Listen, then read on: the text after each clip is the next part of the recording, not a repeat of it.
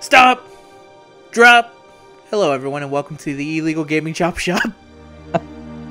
I'm Wokey and I'm here with Zenrot. Hello everybody. I like to change it up. Occasionally I say I'm here with Zen and other times I say Zenrot. One day I'll just drop a Zenrato. See how that changes things. We'll get the full spectrum. Yes, the full spectrum of Zen names. Hello and welcome. Hopefully on a better episode with less crashy internet. We're here to talk about Kingdom Hearts. Correct. So yeah, Kingdom Hearts 3 is on the horizon. Fucking like 12 years in the making. It's not actually development time. That's just the time since Kingdom Hearts 2 had come out. It was 12 years ago. So we ago wanted to talk about it.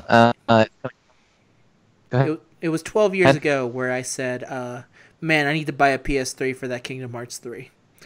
And here we are. It's finally out on PS4. And Xbox One. That was the most surprising thing. I would think they would. Yeah, I was actually surprised about that too. I guess they really want to get the cash off this because I hear Square's not doing so hot money-wise nowadays. Yeah, Square is very dumb with their money because they will fully fund the Quiet Man and then let go of the Hitman developers because they're great at money management apparently. Yeah, they're not great. No, not at all. Square also, I believe there was a year there where they were pretty much being kept afloat solely by Final Fantasy XIV, which is their MMO. I think that's like all they've had. Really? It's funny for like at least a year there. That was all they had. I don't know if people remember when Final Fantasy XIV first launched. It launched like so bad that they had to reboot it. Like it was in real bad like straits from what. Do you remember back when it first launched? Final Fantasy XIV. You're talking about 1.0. Yes, the before yes. Realm Reborn. No, it was a fucking nightmare. Yeah. So any company other than Square might have actually just abandoned it. Yeah, it's true. I guess it was actually very surprising that they didn't. I remember going like, first of all, it's crazy for anyone to try and make an MMO. It's crazier to think for someone to completely go like, let's try this again. And it's like, what? Well, it's funny because Square had Final Fantasy XI for a very long time. It wasn't groundbreakingly popular. Like 14 is much more popular than 11 ever was, to my knowledge. Mm-hmm. Maybe someone can correct me on that. I don't know. But and then when they went to make 14, they just made like these constant idiot mistakes. Like they would make it like a PlayStation 3, like the best graphics they could get. Like they wanted everything to look like a Final Fantasy 13 cutscene. Mm-hmm. But it's a fucking MMO with all these people on it all the time. And so the game ran horribly, and you could never get any. Classes were bad. They didn't have any sort of individuality. And most games at that point, I feel like most companies, when you have a game that's just universally panned that bad, would just be like, all right, fuck it. Instead, they hired a brand new team and basically had them completely rebuild the game from the ground up, wrote into the story an end for that story where everything just gets fucked. And then you start again on this new game, and it's fantastic. It's not the topic of this video, but Final Fantasy XIV is really good. If you've never played it, go play it. It's a fantastic experience. Yeah, even as someone who doesn't really like MMOs, I think it's great. We talk about games in general here, and Square is a video game company, last we said, and they're the ones who are going to be releasing Kingdom Hearts. So why don't you tell us a little bit about Kingdom Hearts and what you want to talk about? Kingdom Hearts obviously is one of the biggest gaming franchises out there right now, especially in like the anime community. So you don't need a plot summary. No. Also, we're not going to try that. You guys know what it's about.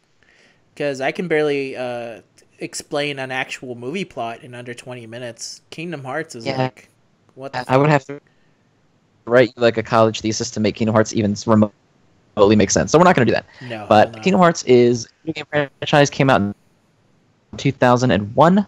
It's when the first game released. It is a crossover of Square Enix properties, pretty much exclusively Final Fantasy. Is Dream Drop Distance the first one that had Square characters that were not Final Fantasy characters in it? I want to say, yeah. I can't remember anyone in Chained by Memories, because that was literally just Kingdom Hearts 1 again, but worse. much. Yeah. Kingdom Hearts 2 still only had Square characters. Yeah, I think Dream Drop Distance is the only Square characters that wasn't Final Fantasy because it had The World Ends With You.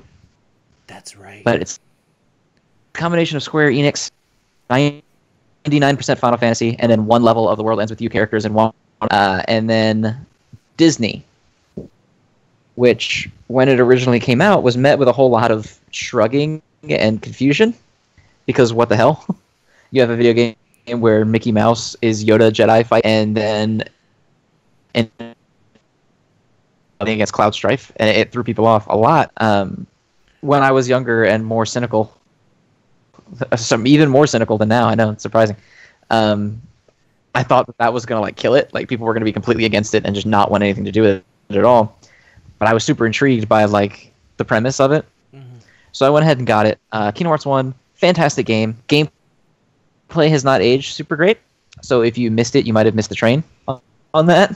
I'll co-sign on I think that. It still has the best story. Yeah, I think it still has the best story of any of them as a self-contained story. Like, looking at nothing. Obviously, it's the first one, and they didn't know if they were going to make any more. So obviously, it makes the most sense that this is the most complete story. But from beginning to end, it's clean, it's crisp, it's not crazy.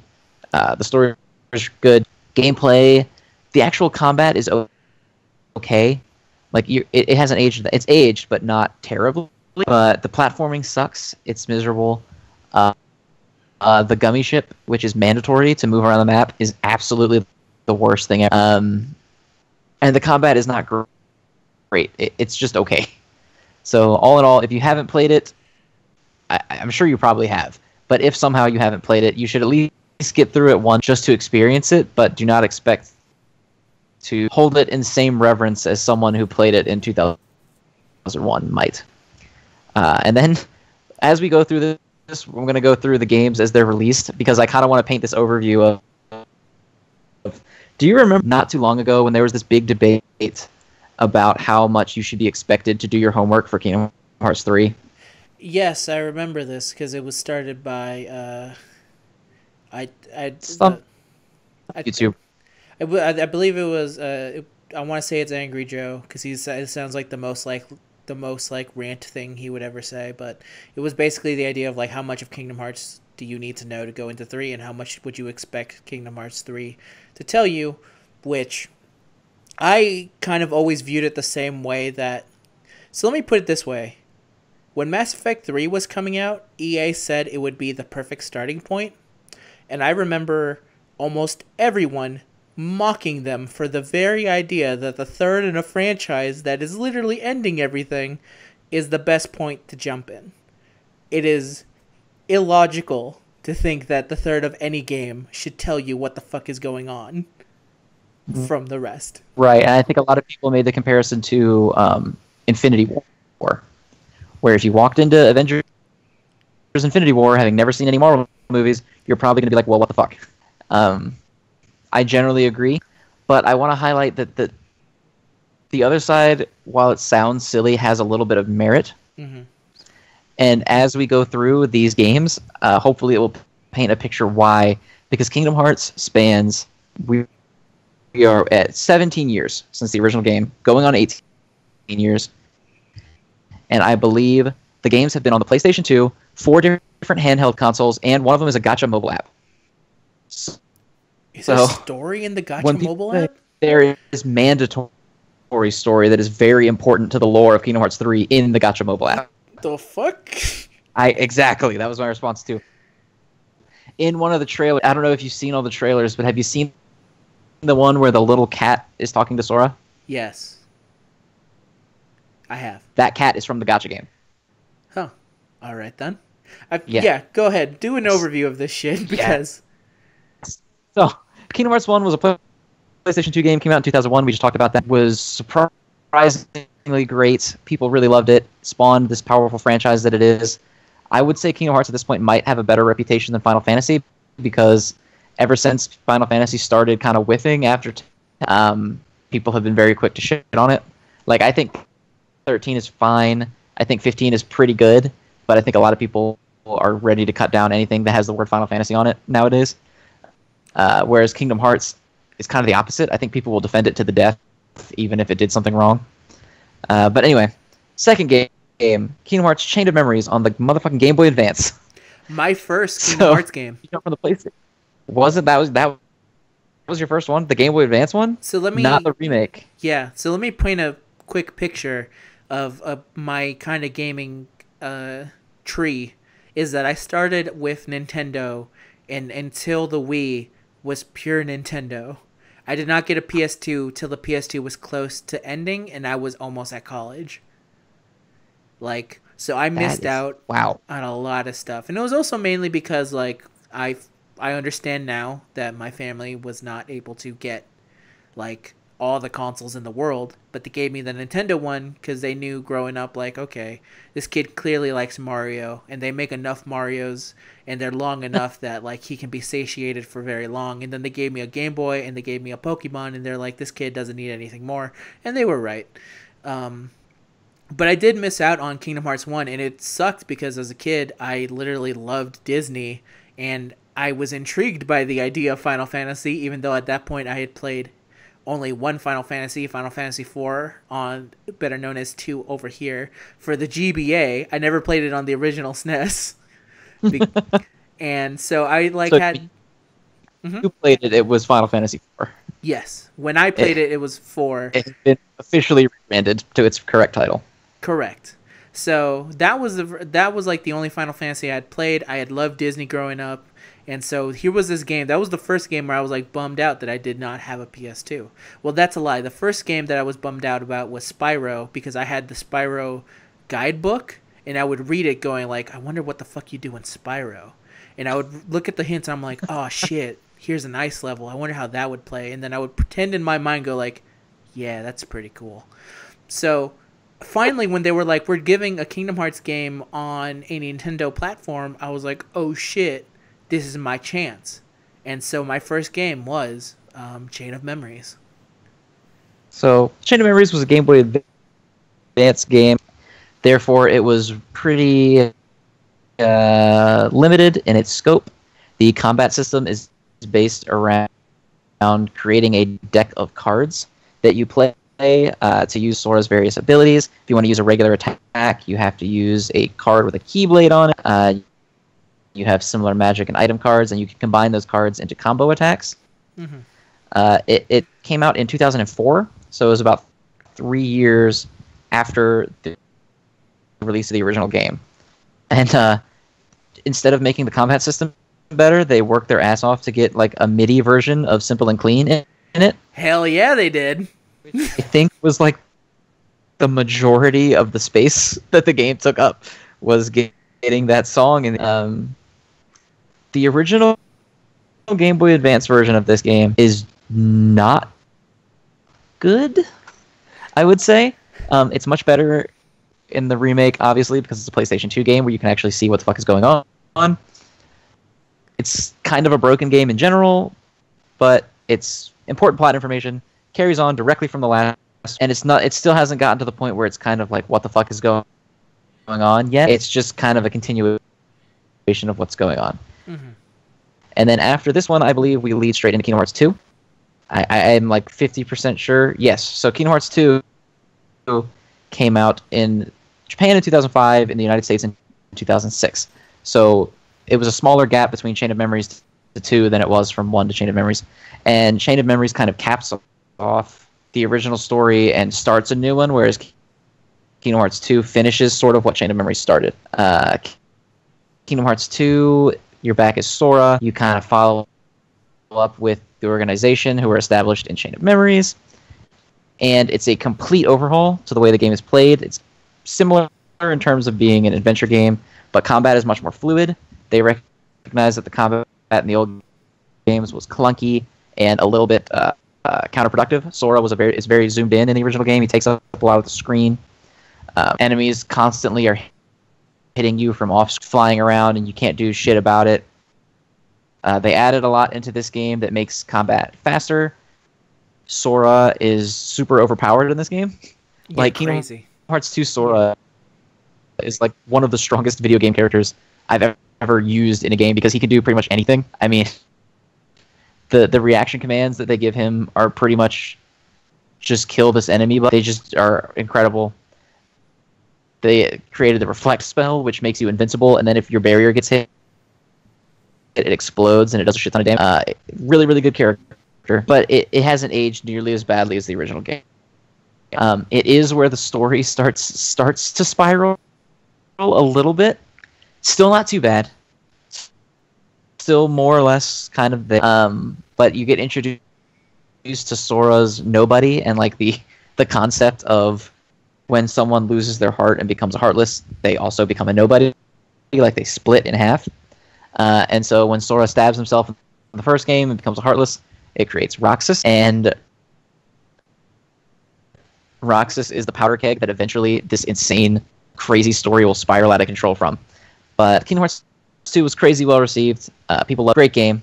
Really well made game. That's pretty much all there is to say about it. Like I said, everyone's probably played Kingdom Hearts 2 and 1 and 2 at the very least. If there's any that you missed, it's not these two.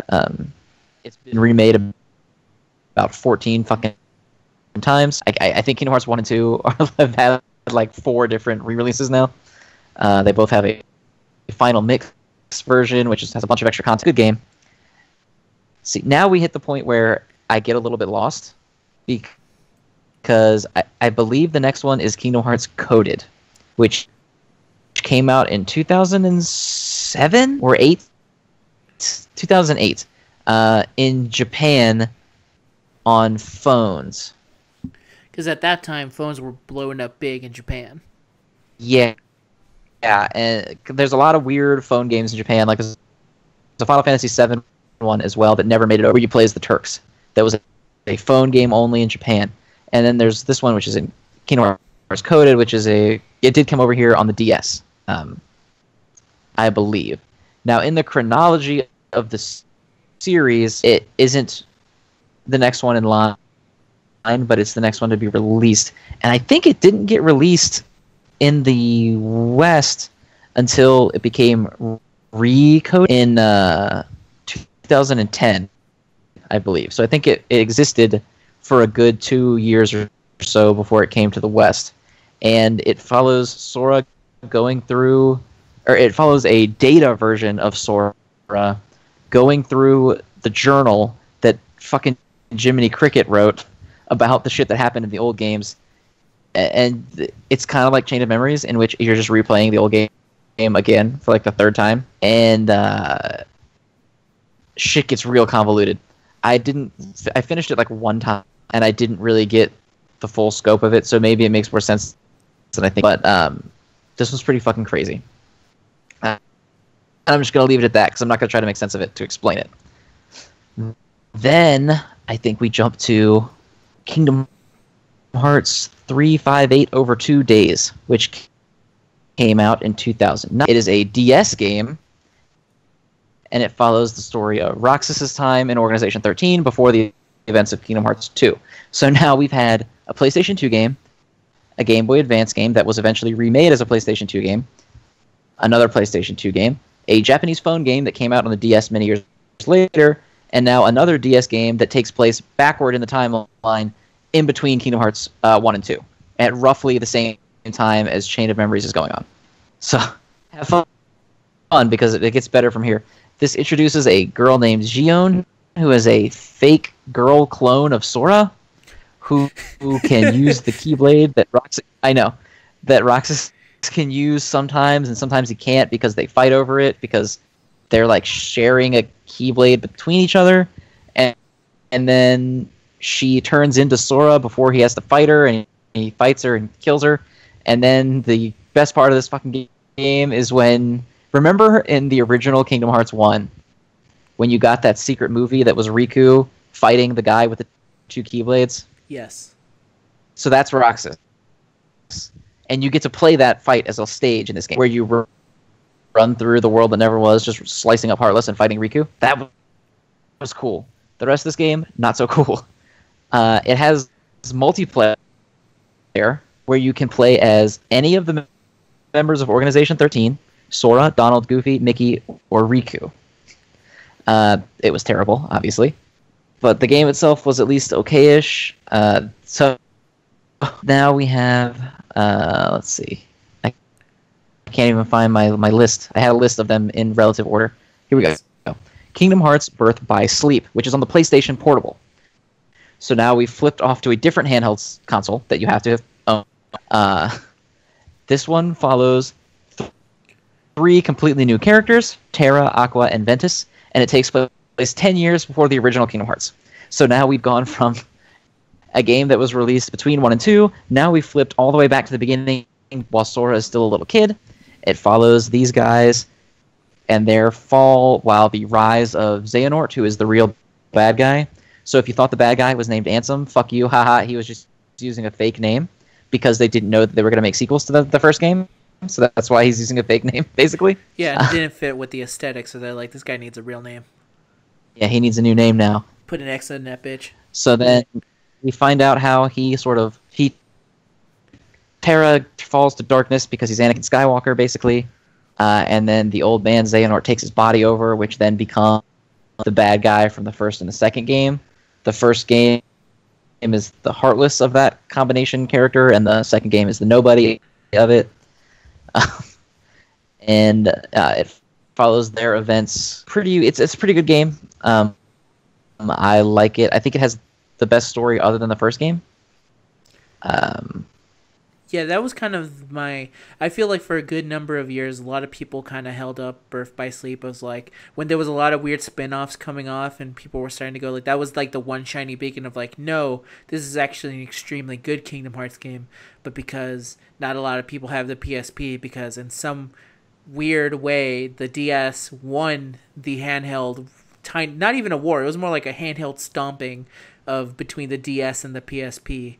Because eventually at some point people realized that a handheld version of what a PS2 could do was not the thing they wanted at that time for whatever reason. So the PSP lost, but Birth by Sleep was always like one of those like, this is a really good ass game and more people should play it, and it's a shame that the DS has what they have.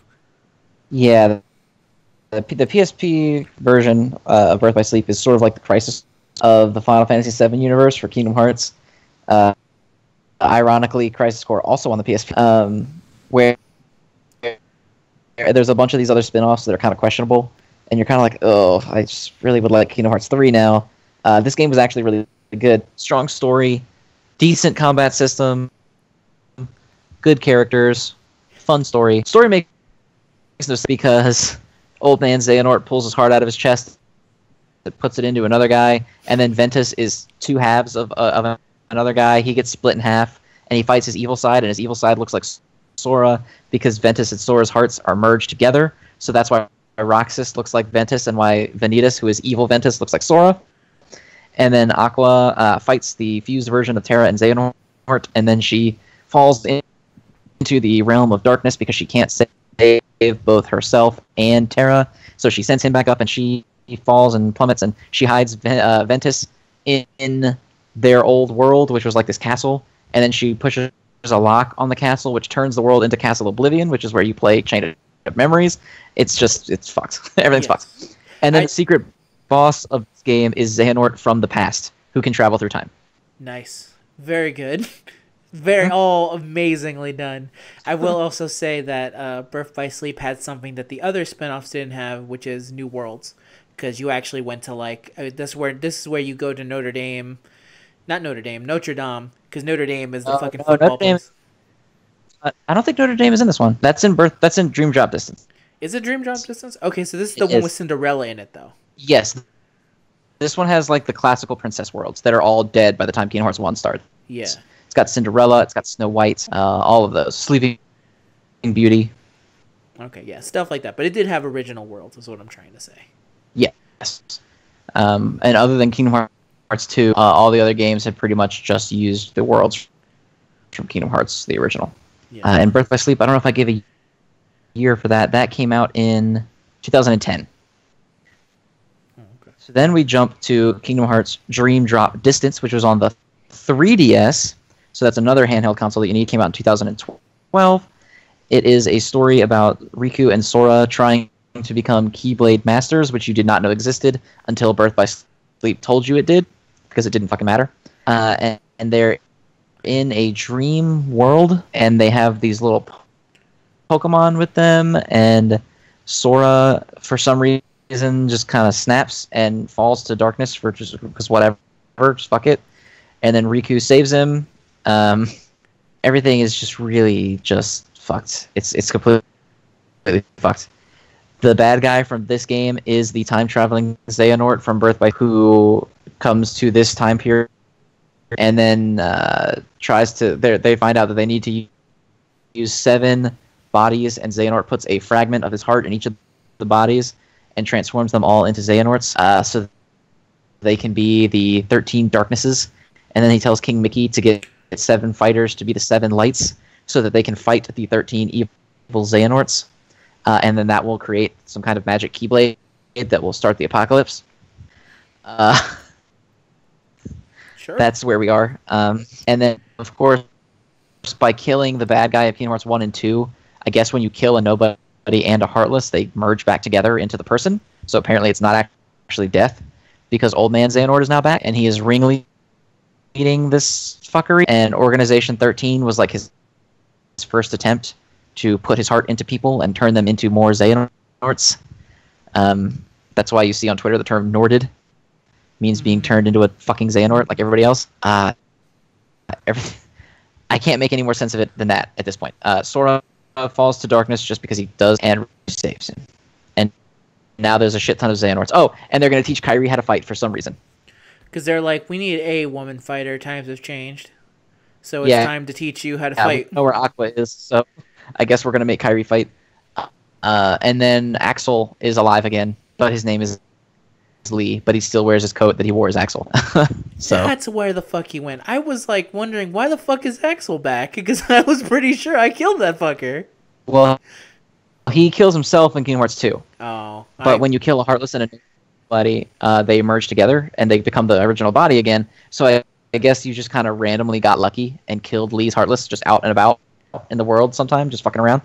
And then obviously when Axel dies, then nobody dies, so they merge back together into Lee again. Dream Drop Distance has some more new worlds as well, which is cool. It's got Pinocchio, an actual Pinocchio world, I think. The first one is not fucking Monster of the Whale. Okay. Yeah. It has the Hunchback of Notre Dame. It has the weird new Tron, where it's like Jeff Bridges, I think. Oh, Tron Evolution? Tron Legacy. Tron Legacy, the Tron world after the new form of users rises up and all that other stuff. Sure. Let's not get into the it's Tron. The one with Jeff Bridges. Yeah. Right. I could get into it, but yeah, Tron universes. It has Fantasia, which is always cool. And it has the 3 Musketeers, which is cool. Yeah. Though, personally, and this is what I'll say on the matter, the three amigos, the one where it's Donald with his 2 Hispanic buddies, is the 3 I would have picked. Damn shame. Damn shame. That level would be great, because it'd literally be those 2 just ripping on Donald the entire level. And Donald gets... that. Fuck Donald. Yeah, there you go. That's what we need. Kingdom Hearts 3 DLC. Add them. So, did you play Dream Drop Distance? Because this is about to get real weird if you didn't. I didn't. When that 3D... At this point, let me tell you, around, let's say, Birth by Sleep, I was already kind of going, I wish Kingdom Hearts 3 would come out. So, a lot of these side stuff, I would go like, this is great, but also, it'd be really good right now? Kingdom Hearts 3. I would really like it. And I completely understand. Yeah. And I should have realized that when I played Chain of Memories, that when it carried over to 2, I should have been playing the side-off games too, because I did have a PSP and I did have a 3DS. I just never played them because I was like, I just want 3. I don't want to get so tired of the combat and stuff that, like, by the time 3 comes out, little did I know 3 was not anywhere upcoming in the horizon at all. Otherwise, I would have played them. But no, I never, just ended up playing them. Because I always saw it in my mind as that was not the way I would have liked to play Kingdom Hearts. I wanted on the big-ass screen where, 1,000 nobodies attack you at the same time. And it's all cool and stuff. So I never gave them a real shot. Except for the DS one. I did play that one for a little bit, and it was kind of boring in the beginning. That's what I remember. Combat was all right. You're not wrong. So Dream Drop Distance. Let's talk the fucking gameplay in this. So you play as both Sora and Riku, Uh-huh. and you have a gauge on your bar that's called the drop gauge, and the gauge slowly depletes as you play. The longer you stay awake, the gauge will deplete faster and faster. And when it depletes to 0, it stops whatever you're doing and switches you to the other character by force. So if you're in the middle of a boss battle and you run out of drop gauge, you switch to Riku, and then when you switch back to Sora, you just have to start the fight all the way over again. What the fuck? So already it's going great. So the enemies in this game are not Heartless or Nobodies. They're called Dream Eaters, and they're like colorful animals. And then you can kill them, and you can collect their parts to make your own colorful animals. And there's like a Pokemon Me mode where you can pet them and shit, and like rub them, and they fight with you. You don't get Donald or Goofy or anything. Your allies are just your Pokemon. Nice. Yeah. And the secret boss for this game, I think this is the only game where there is no Square Enix secret. The secret boss is, I don't even remember the name of the character. He looks like a giant Pete. Looks like a giant Pete. For a second there, I thought we were talking about Chernobog, but that's not him. No. Julius. Julius from Disney? Yeah. From the short film Runaway Brain. That sounds kind of amazing. Just the idea of like they were like, we've had enough Square Enix bosses. Let's throw in Disney boss. Which one should it be? The Mad Doctor? No, that's being used currently in Epic Mickey, so we can't use him. What other scary things can we find? Julius sounds terrifying. Julius, the hulking Julius, which resembles a fusion of Frankenstein's monster and Pete in both appearance and voice. So that's the secret boss. It kind of fits with the theme. Drop this. You're making Frankenstein monsters, so the secret ending boss is a Frankenstein-like monster. Yeah, that's fair. The gameplay was okay. The drop system sucks. There's absolutely no reason not to just have Sora and Riku as individual story modes, especially because there would be points where you would get far enough with one character that it wouldn't let you continue until you had played as the other character enough. So like you would get to certain points in Sora's story mode, and it would just immediately tag you to Riku.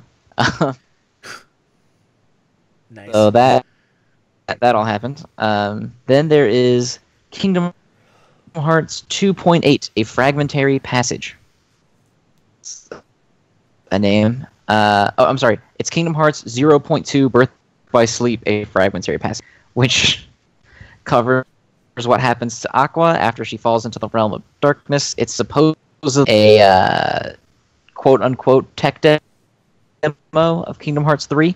It's like a very basic version of what you can expect from Kingdom Hearts 3, at least okay. I think it came out a couple years ago, 2015, maybe. I don't have a hard. Basically, you get it with one of the many HD remixes. Kingdom Hearts 2.8 HD remix, which apparently comes with Kingdom Hearts 2, Kingdom Hearts Dream Drop Distance, or what the hell? No, it only comes with Kingdom Hearts 2.5 HD remix and Dream Drop Distance, I think. Mm-hmm. I can't even tell anymore because there's so many goddamn 1.725 Kingdom Hearts HD XX triple version, whatever. Yeah, they've released these games multiple times and with different, more confusing ass names. Yeah. And then we have Kingdom Hearts Unchained X, or Chi. It's pronounced Chi because it's actually the Greek letter, which actually I think is pronounced Ki. Get it? Because Keyblade. Oh. But then it's also very confusing because there's a weapon in the lore that is called the X-Blade, but it's just pronounced Keyblade. And that summons DMX, and he will help out Sora.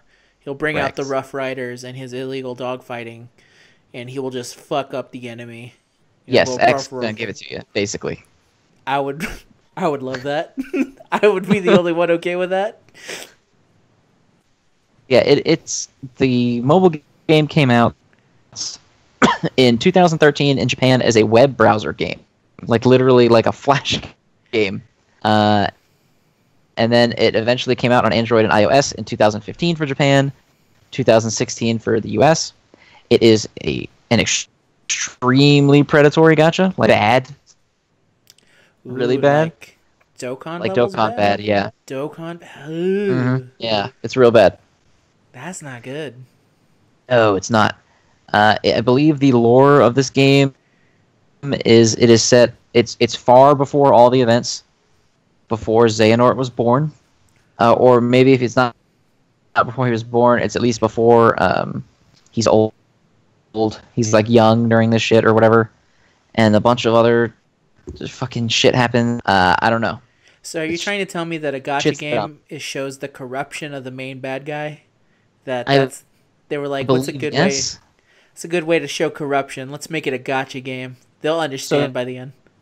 not just does it show the corruption of the main bad guy, it introduces another bad guy that has like a 50-50 shot of being in Kingdom Hearts 3. A 50-50 shot. That's So he's called like the Master of Masters or something, and he's the puppet master pulling the strings behind everything. And there's a lot of theory going around that he is going to appear in Kingdom Hearts 3 as the one manipulating Xehanort. hmm. And he is only in this fucking gotcha game. That'd be pretty hilarious if he showed up then. I do think it would be very funny. But that's kind of my point, is when people say I shouldn't have to play 1.5 million games to enjoy the first reaction is, well, that's stupid. Because Yeah. it's like it might be called Kingdom Hearts 3, but it's like the 97th Kingdom Hearts game, obviously. So you should be expected to play the others to know what's going on. But then also, this isn't a case of like, hey, can I play Final Fantasy X3 without playing X2?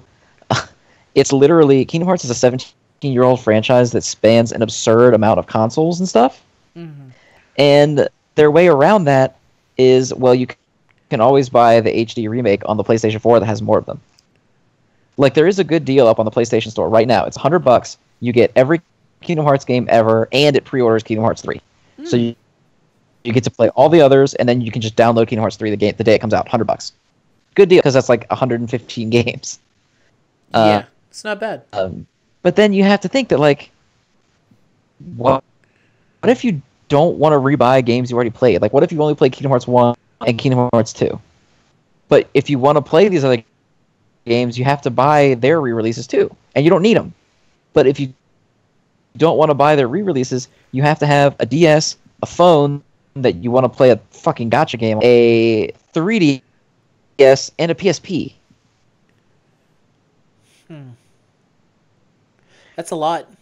So, like, it's a lot to expect of people, especially over a franchise that is so long. It induced fatigue in the people who really love it. Like, it's not like a superhero movie where some people are like, I'm tired of superheroes. These are people who like really, really like Kingdom Hearts, and people are like, can we just fucking get Kingdom Hearts 3, please? Yeah, it's a thing of like, I'm almost 100% sure when that game comes out, we're going to have a good amount of people going, I have no idea what the fuck is going on in any of these cutscenes. Very, very high chance of that. Because even people who I like Kingdom Hearts don't fully understand what the hell happens in Kingdom Hearts. And then it's only the super, super hardcore. And then you ask them a question, and then they go like, like that question you asked about fucking, how does Jack hurt nobodies when the only weapon that can hurt them is like either magic or keyblades, when he's just using an actual ass pistol and a sword. Yeah, And I don't think I ever got an answer for that. no, you didn't, because I tried looking for it and I could not fucking find anything. Because like that's a legit question. Like, maybe he's under the influence of like the Aztec gold or some shit. I don't know. They don't explain it. So it's a lot of stuff like you have to just either just accept that it's the way it is, or you go super deep dive and you start creating these weird ass theories about it, and you go like, I guess maybe that's what it's all been about. I don't actually know. And it wouldn't be such a problem if the game themselves didn't actually bring them up. The reason that we have these questions is because the game wants this story to be this crazy complicated thing, but then doesn't actually ever take the time to explain some of the things it does. Mainly because you're playing a video game and you don't always need that explanation. But that's where I always felt like you never played any of them, obviously, but Mass Effect had a very good codec where after you were done talking to somebody, you could always just check the codec and be like, okay, I actually want to learn more about how this works. Can you explain it? And they would literally tell you, like, okay, here's the basic understanding of how life on this thing worked, and this is it. And you'd read it and you go, huh, that's a very good explanation. I'm glad you didn't tell me that in game because it'd be fucking boring, but because I'm interested and I'm looking into it, thank you for telling me.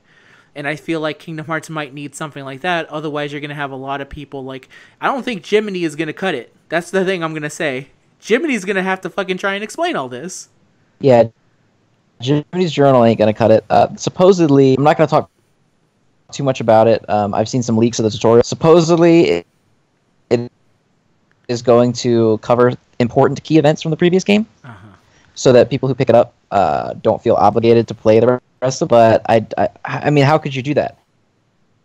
How can you summarize 17 years of mandatory plot in a tutorial? I don't know. It must be a very long-ass tutorial. That's my problem. Well, the Roxas tutorial is 3 hours with cutscenes, so... I will debate that 3 hours. All you do it feels like 7 fucking hours. We made it when I was streamed it. We made it in I think like a half hour because I skipped literally every line of dialogue. Yeah, thankfully you did that because when I was seeing it, I was like, God, all I remember is playing this game and going, really wish I was Sora right now, but I guess I'll continue like licking this fucking ice cream for a bit with these guys. And then finally it ends. And yeah, these fucking people that don't know. Yeah. Yeah. And so Kingdom Hearts is the prime example that I go to when discussing that something being really like full of like deep and twisted turns and there's all the shit going on, that doesn't necessarily make it good. No, it just means it has a lot. You know, it's sort of the Inception question of like, yeah, like where you know you'll have people say that Inception is like the greatest movie ever, and if you didn't like it, you just don't. But that's not necessarily fair. Because a movie being crazy and deep and out there doesn't mean that it's good. It just means that it's crazy, deep, and it's out there. And if that's something that you like, more power to you. But when you get to stuff like Kingdom Hearts, where you've got time travel and all these different kind of monsters that all interact in different ways, and the concept of hearts that sometimes matters and sometimes doesn't matter, and random rules for the Keyblade being made up, like halfway through the story, all of a sudden it can do shit that it couldn't do before that no one knew about, and like you need to get some kind of mark to be a master, but even though Sora fucking killed the ultimate darkness as a 14-year-old untrained boy, it's just a lot of shit to swallow as they keep piling it on you as you go. Yeah. And then they want you to walk into Kingdom Hearts 3 just ready to go. You know what I just realized? I think, and listen to me on this, I think Kingdom Hearts is the Houseu of video games. Where there's a lot of plot. And then stuff happens, and you kind of go like, I think I understand what's kind of going on here, but maybe I don't, and maybe sometimes you don't care, and you just kind of go, this is just Japanese as hell.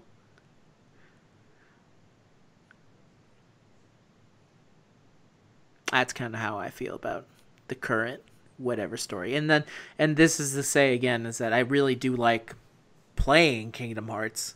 It's just that the story happens too, and sometimes I understand it, and sometimes I just kind of go, man, that was something.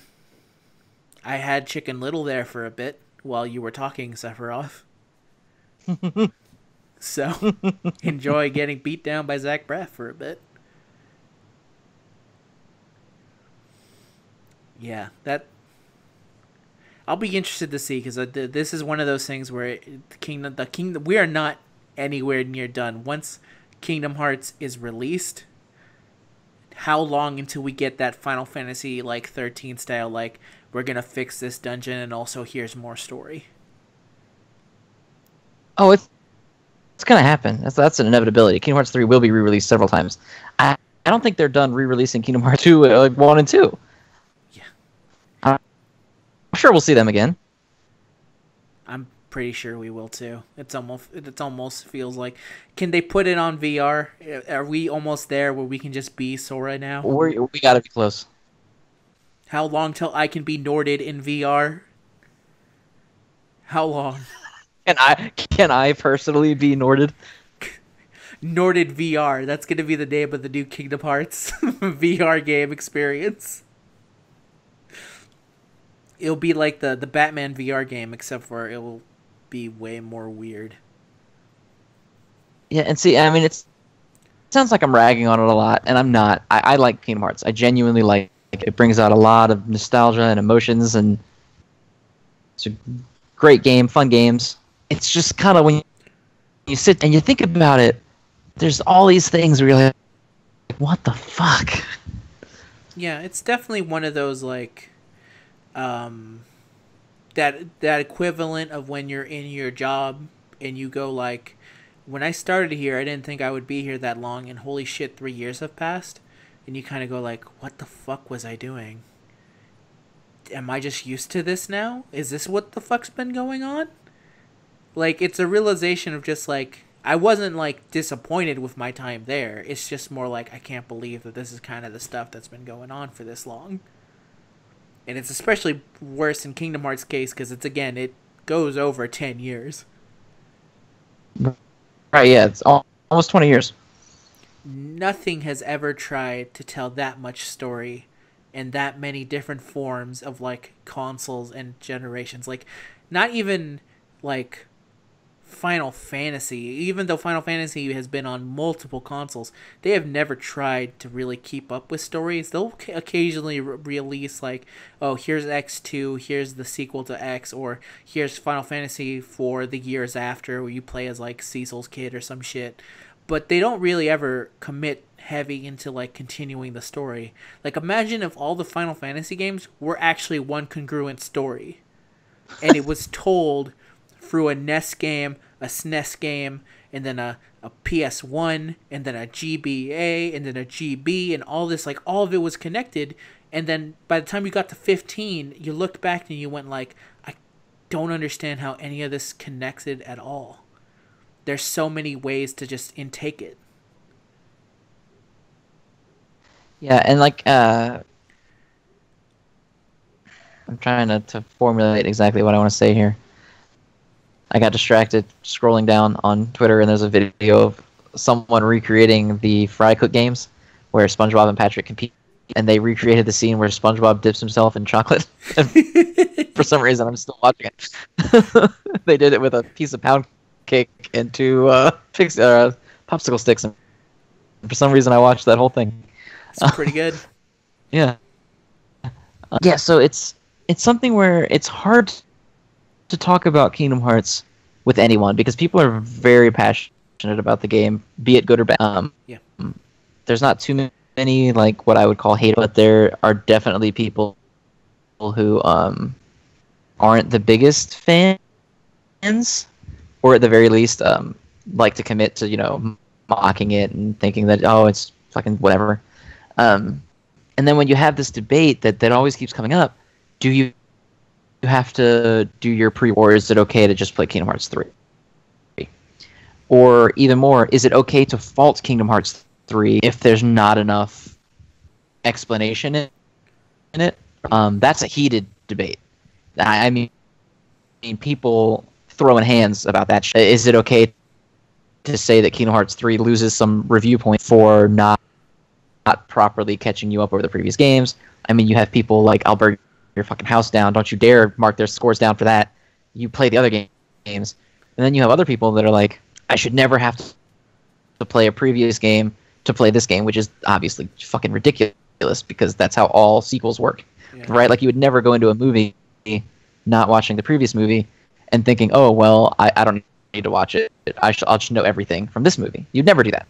But it's such a unique situation because this is such a long-spanning franchise across so many consoles that's been re-released and recut. This remix has these games, but this one has these games, and then this one has some from that one and some from the other one. And how much are you going to hold people responsible for keeping up with that?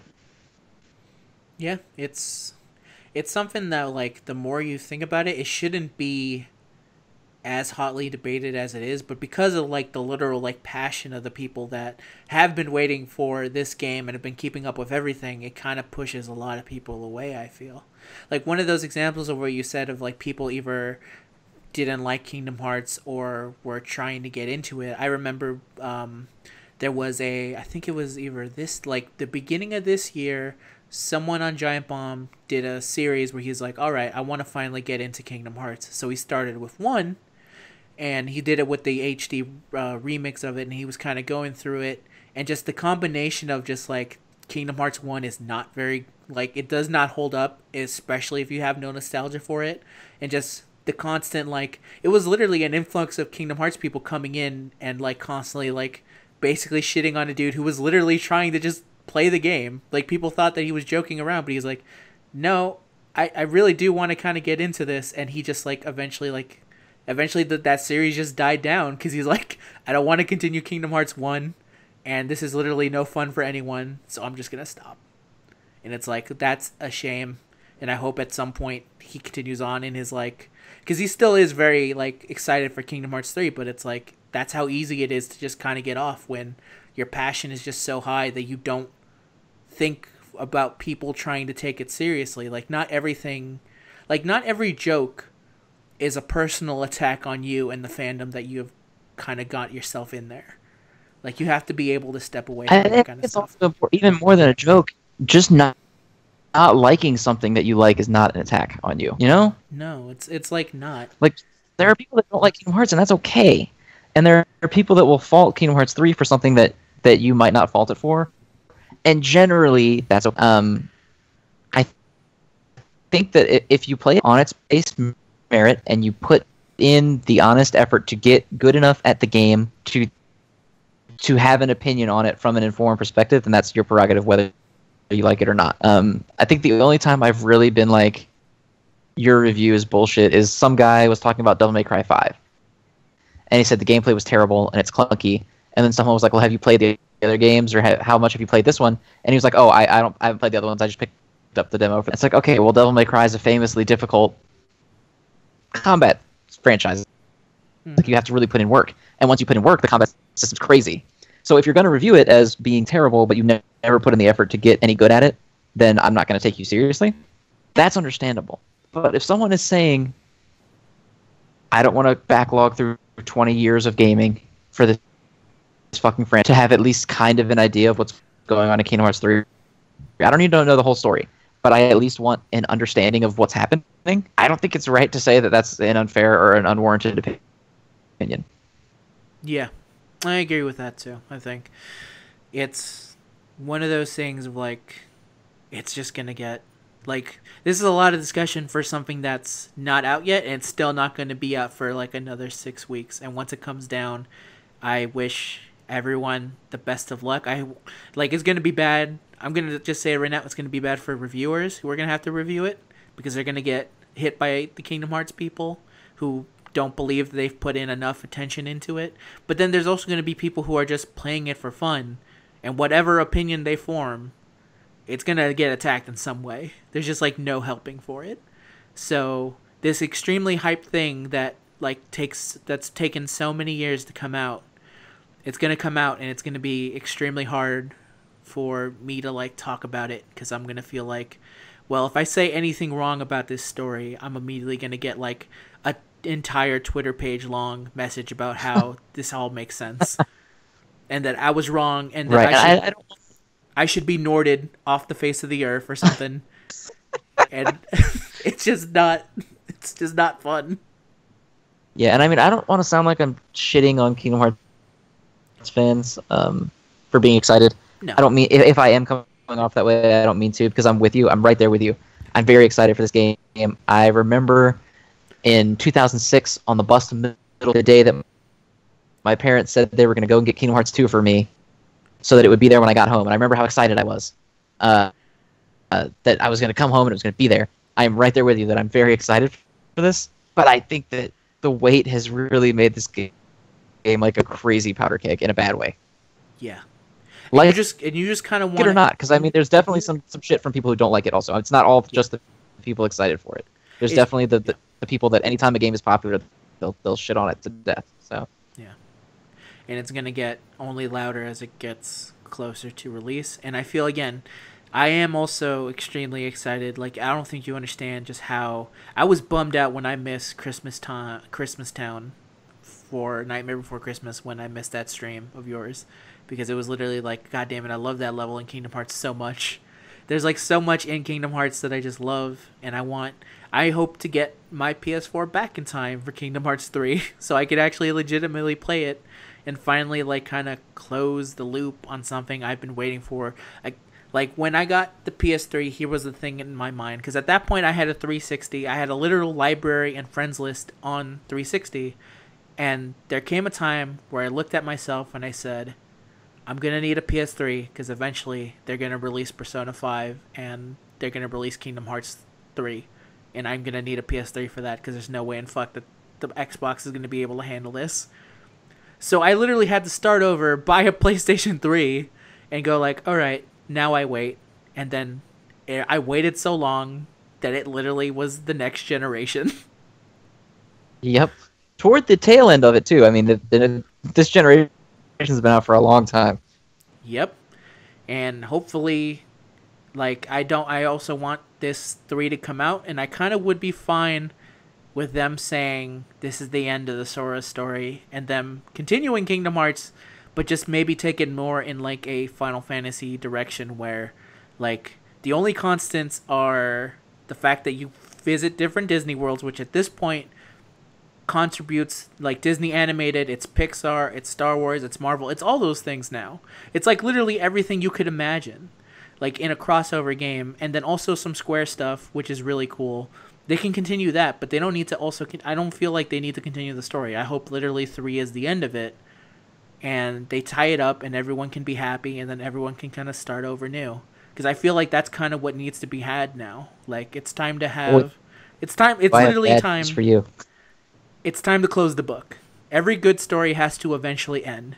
No story can continue on forever. Yeah, I have some bad news. They've already said that this is not the end of Sora's story. It is merely the end of the Xehanort saga. Well, here's to another 10 years for Kingdom Hearts 4. where I'll tell my kids. Am I 27 now? I'll be pushing 45 when Kingdom Hearts 4 comes out. Yeah, I'll be telling my kids, like, all right, you guys are going to have to start. I'm going to start you guys with these Kingdom Hearts games, because when this game comes out, you guys are going to be explaining the story to me. Because I don't have time to keep up with this shit, but I'm going to farm this out to you. I'm too old for this now. I'm like, all right, kid, it's time for Kingdom Hearts 4. Tell me who got Norded. He's like, Dad, it's not called being Norded anymore. It's called being Whizzle-bombed. I'm like, all right, whatever. Who the fuck got Whizzle-bombed? Tell me who. Plot details. I need a report written by tomorrow. Exactly. That brings up an interesting point, too. I think this episode is probably running really long. Yeah. But that brings up an interesting point, too, of how instrumental is Sora to Kingdom Hearts, if at all. I don't know why. When I think Kingdom Hearts, I don't think Sora is really the first thing that comes to my head. It's Goofy saying, come on! It's the scene where Goofy fucking dies. He gets hit in the head with the rock and dies. Exactly. That's what I think of. It's Donald refusing to heal me. It's King Mickey showing up in his fucking robes and just beating the shit out of a bunch of Heartless. And then I guess Sora is there too. Yeah. Somewhere. I just feel like that this is a series where if you just keep the constant Square Enix characters, whoever the fuck you want, Disney worlds, Keyblades, that's all you need. It is really all you need. I don't think you need to keep tying back to Sora as some sort of like Messiah, Jesus Christ figure who's going to save everyone and do everything and be the greatest. Because where do you go from this? Like, obviously they're going to have some sort of external threat. But like this story, it took 20 fucking years to finish. So are you telling me you're going to start another similar saga, and it's going to finish in another 20 years? Man, it might be by that. Maybe by that point, like I like to think that every time they release a Kingdom Hearts game, Riku gets way older and Sora stays the same age. It So does look like that. Have you seen the screenshot of Kingdom Hearts 3 where they're standing next to each other, and Sora looks fucking exactly the same, and Riku is like tall and built, and he has like muscle tone now? yeah, it's super weird. It feels like he has not aged. He's like fucking King Arthur with Looks like Excalibur. he's like 26 years old now, and Sora still looks 15. Exactly. And I feel like by the next game, Riku's going to be 40, he's going to have some kids, and Sora will still look the fucking same. And most importantly, even at 40, he's still going to have to fight his shithead teenage self from the first game. Yeah. Just like how your Twitter past will constantly haunt you and get you reported and deleted off of Twitter, that is what Riku's younger self is to him. It's just the young self with that stupid dark outfit with the skirt. He's going to have to fight it at least one time. He's like, yeah, remember when you made that really racist Chinese joke? He's like, god damn it, young Riku. I cannot believe you're back here with your bullshit. I have changed. I love the Chinese community. I was a different person back then. I was 15. And then he comes back and he goes yeet and he smacks him with the fucking Keyblade. Yeah, I think Riku has conquered his darkness, his inner darkness, like 4 or 5 times now. Yeah. And then in the trailer, he's still fucking fighting it. He's gonna be on his deathbed and fucking one of the pallbearers is gonna reveal, take off the coat, it's gonna be his younger self and his corpse is gonna have to fight his young self. In the afterlife, he's gonna finally wake up and he's gonna be like in heaven. And he's like, wow, is this heaven? And God is like, nope, hell. And he's like, how do you know? And he points behind him and he turns around and it's gonna be fucking teenage Riku. And he's just gonna have to fight his teenage self for eternity. That's gonna be his. You know, what'd be really good is that they opened up Heaven's Gate and he says, someone's waiting for you. And at this point, let's just assume Kairi died because she was not trained well enough in the Keyblade and she dies in Kingdom Hearts 3. She's like, someone's been waiting for you on the other side. He's like, could it be? And he's expecting Kairi and you see an outline and it looks a lot like Kairi and he gets closer. The person turns their back and it's fucking young Riku back at. And he's like, he takes off the wig that made him look like Kairi. He's like, motherfucker, I've been waiting for this. It's like, where the fuck is Kairi? It's been 80 years. I've been waiting for this for so long. On a more serious note, to round it out, Kingdom Hearts 3 theories, go. What do you got? Who's living? Who's dying? Is anybody dying? I think... damn it. Let me see. I think this is your one shot.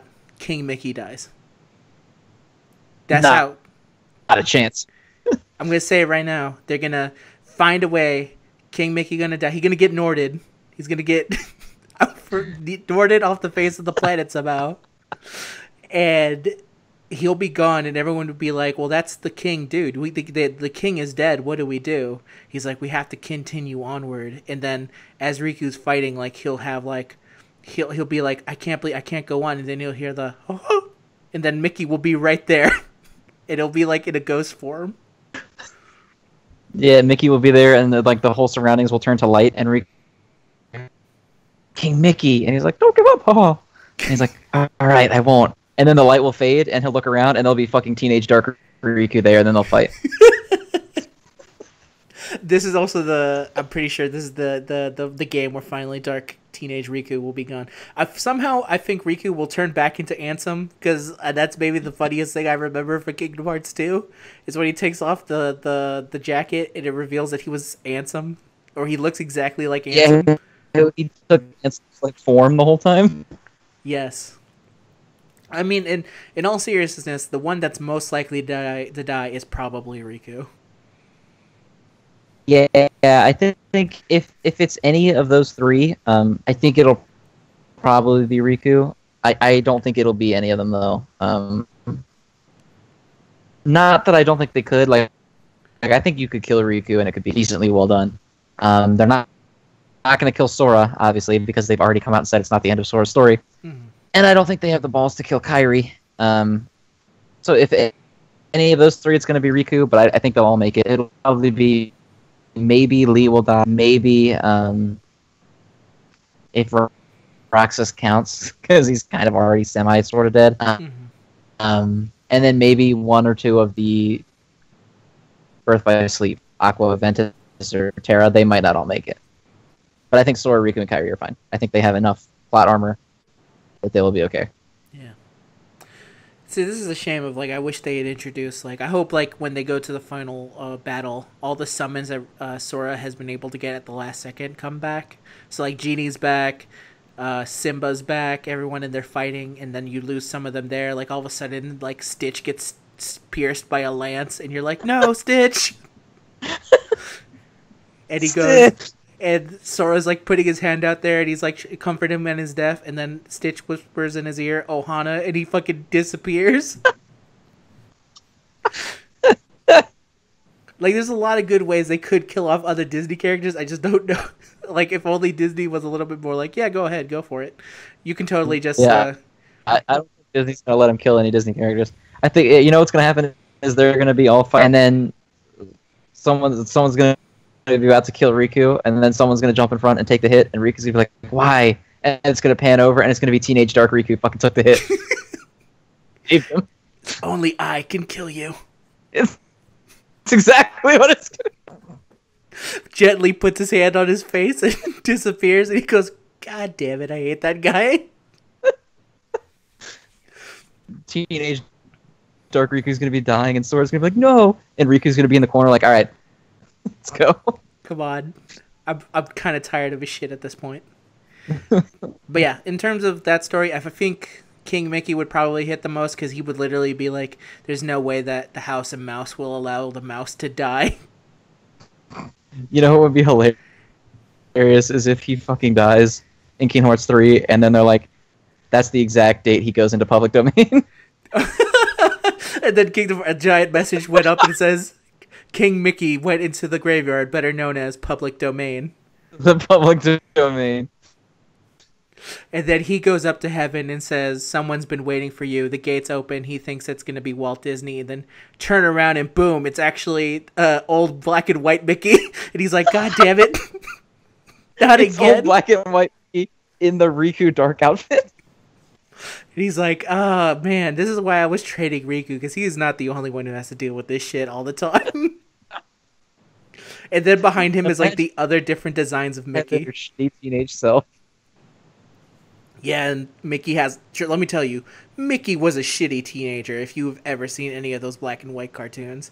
He's constantly just, like, beating people up, like, treating them wrong, flipping skirts. It's, like, crazy. So he'll be perfect. But yeah, that's kind of what I expect from Kingdom Hearts 3. Whatever it is, I hope it plays good, which I'm pretty sure it will. And whatever, like, Disney stuff they're able to pack in, I'll be happy to see. Because I think I've said it before, but Kingdom Hearts is, like, the inverse of, like... It's like if you combined the two things we love most and combined it into a game, you would get that game. Because all the Final Fantasy stuff is there that you love the most, and the Disney stuff that you thought, like, as a kid was like, oh, that might drag it down. When I was a kid and I heard about the Disney stuff, I was like, oh, fuck, I want it specifically for the Disney stuff. Well, by the time Kingdom Hearts 3 comes out, I'll have my capture card so we can talk while I'm streaming. We'll have to play it, I'll have to stream it with you there. Since it's our combination game. Yeah, sure. I'm willing to do it. And anyone who hasn't already joined up Zenrot stream, go do it. Even though I'm pretty sure everyone who would be listening to this is. But if you're not, do it anyway. Probably. But if you're not, yeah, twitch.tv/Zenrot. I'll see you there. Exactly, see you there. I'm also always hanging out in the chat there. When I can be, when I'm not working. But yeah, that's kind of Kingdom Hearts 3. Is there any other closing things you want to say about it? Not really. I think I ranted enough. Yeah. I'm just excited for it to come out. Looking forward to playing it. That's what the illegal chop shop is here for. We're here to talk shop about any video games that come up. Yeah, it is nice to not have to follow a structure. Let me tell you, just to let it all fly out. Yeah, it's true. We don't have to talk about the North American version or the Japanese version and then every differentiating thing. That's why I made it. All right, everyone. Thank you for joining us once again for another episode of the Illegal Gaming Chop Shop, or the Gaming Chop Shop, whichever way you want to form it. I say illegal, but I'm not going to put it up on the video because I don't want any fucking cops to come in and raid our fucking video series. So the illegal is silent. It's like the X in Hunter x Hunter. You don't pronounce it. Exactly. So if Hunter x Hunter could get away with that shit, I could get away with my illegal. So thank you, everyone. Until next time, where we'll talk about another video game or anything in general. Not anything in general. It will be about video game. But either way, we'll be here. Until next time, Zen, why don't you join us out with that thing that you said on Twitter that was really good? Oh. Shit, hang on, I have to find it. Quick, fill airtime while I find it. All right, let me quickly tell everyone about my experiences at Taco Bell because it's gaming related. I went to Taco Bell recently, and the cashier there has started to get nicer and nicer to me because he sees that I have a Pikachu jacket on. And I'm like, all right, cool. You want to talk about video games? And then today he was like, yo, so what games you be playing? And I'm like, oh, stuff, anything really. And he goes like, you been playing that Fortnite? And I go like, I haven't actually. I mostly play, if I'm playing a Battle Royale, I play PUBG. And even then, I don't play that very recently because of how fucking busted it is. But anyway, he asked me, and I don't want to be a dick to him. So I go like, yeah, sure, I play Fortnite a bit. And he goes like, oh, so you playing that PS4? He's like, no, I mostly play on PC. And this is a long way for me to say, this guy is trying to get us to, he wants to play some Fortnite with me now. I have apparently joined up with this Taco Bell enough that he's like, nah, you cool. I'd like what you order. Let's play some fucking Fortnite together. And then he told me about how he finally got his first win in solos. And I'm like, dude, that's fucking rad. And then we talked a little bit. He's like, yeah, I either play shooter games or I play wrestling games. And I'm like, I'm sure we could be pretty good friends, but also I don't want to play Fortnite on my PS4. Yeah, I do that too, actually, with Fortnite. I lie. I'm like, yeah, I play all the time. Yeah. Whenever people ask me. I don't have a... I don't know why. It's like smoking in high school. I'm like, yeah, sure. Yeah, I smoke. It's my way of saying, like, I'm not going to attack you for liking Fortnite, but also I feel like you should be happy for the thing you have, but also I don't play it. So if you want to talk to me about it, go ahead. I'm cool with it. That's how I feel about my lie. Like, I don't want to come out from a place of, like, I'm attacking you for liking this video game. Play Halo. I don't feel that way at all. I feel more like, no, I don't play it, but also I want to continue talking about you because it's very rare for me to talk about video games in a public space. And yeah, I don't want to make you feel like you can't talk to me about it. So yeah. I'll just lie to you. Like, yeah, I know of it. I know enough. I dabbled in it. I understand that Carlton is suing Fortnite. That's enough. And the Backpack Kid. Backpack Kid ain't got no fucking legal case. He was there at Epic's fucking big thing saying like... Yeah, he fucked himself over with that appearance. Fucked himself over. Alphonse, I think, might get some from there. If only because they literally are taking straight up his dance moves. But that's something completely different. Did you find the thing, by the way? I did find the thing. I'm ready when you are. Alright. Here's the case in endpoint. My Taco Bell dude is starting to like me a little bit more. I don't really want to play Fortnite with him. I just want to keep it professional. It's been too soon since the last Pollo Loco thing. I kind of still want to eventually get back together with Pollo Loco the second I get a car, so it's going to be really awkward. That's my general feeling about it anyway. Zen, why don't you take us out? Okay. Thank you, everybody, for coming to the Illegal Gaming Chop Shop, where we talk nonstop shop about the cream of the gaming crop. We will see you guys in the next episode. That's how you do an intro. That's how you do an ending.